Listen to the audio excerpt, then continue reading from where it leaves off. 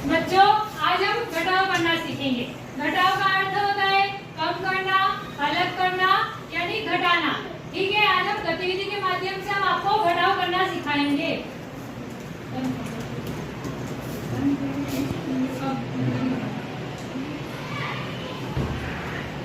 10 छोटी चिड़िया, 10 छोटी चिड़िया, 10 छोटी चिड़िया, 10 छोटी चिड़िया, बोल रही थी जो, बोल रही थी जो, बोल रही थी जो, बोल रही थी जो, एक गई बीज लेने, एक गई बीज लेने, एक गई बीज लेने, एक गई बीज लेने, बाकी बचे 9, बाकी बचे 9, 9 छोटी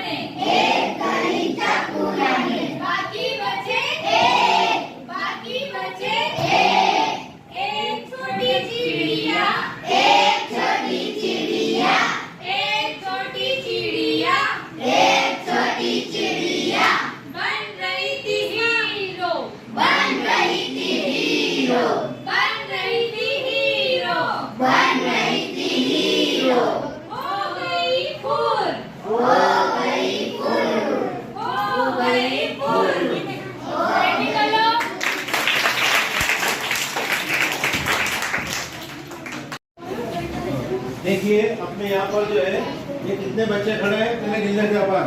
बोलिए।